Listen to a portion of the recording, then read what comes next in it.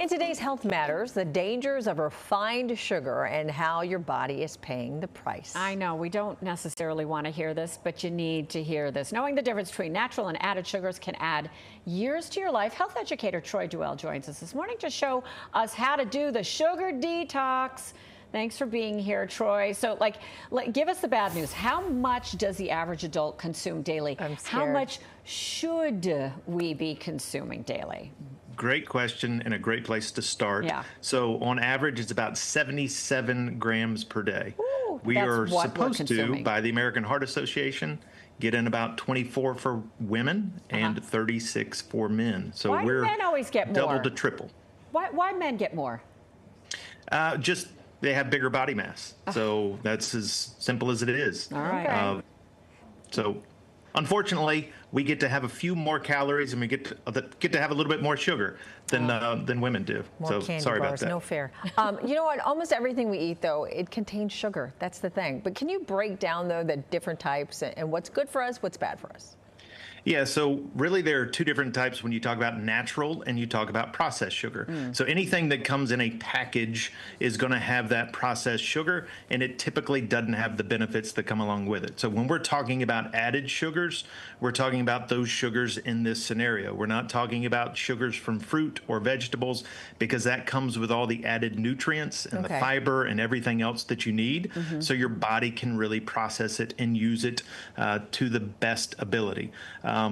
But where we go wrong is with sugary drinks and with those prepackaged goods, because sugar is addictive.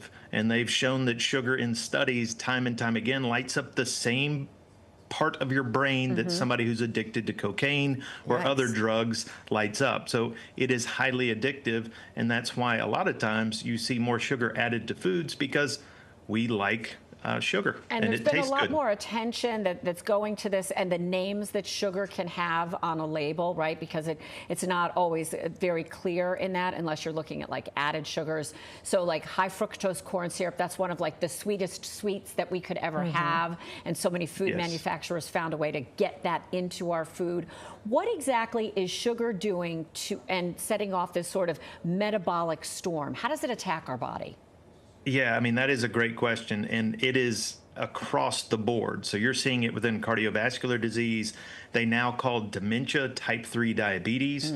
So everybody knows about diabetes, everybody knows about obesity, but now we've seen that it's linked to inflammation. It's linked to certain cancers, specifically liver cancer. We know that from studies that if you have just 6 cans of soda a week, there is a 30% greater likelihood that you're going to get liver cancer. Wow. So it is linked to a lot of different things. We know these things are an issue. And part of the reason drinks or sodas are a big issue is 1 can of Coke or Pepsi, whatever your choice is, typically has about 39 grams of sugar. Wow. We're told to only get about 36 grams of sugar a day, and you blow it with just 1 can of Coke. That's crazy. Okay, let's talk about detoxing then.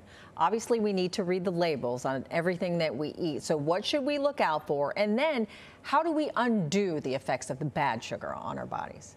That is a great question, and it really is fairly easy, but it is difficult to do. That's where the discipline comes in, and you can start by reading the labels and understanding that anything that ends in OSE is going to be a sugar. So if you're looking at it and you see fructose, you see glucose, you see any of those things on there, sucrose, then you know that it's going to end or it's going to be a sugar, and it's going to affect your body poorly. So avoid those things that have that in its label.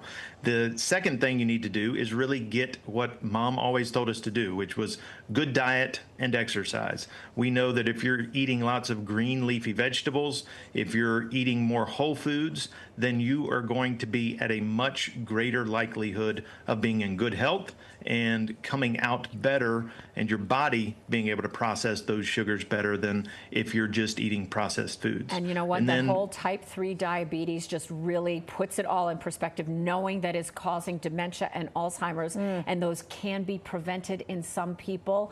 You're really sounding the alarm, and we sure do appreciate it this morning, Troy Duell. Thanks for helping us so much in understanding why we need to do the sugar detox. Yes, definitely.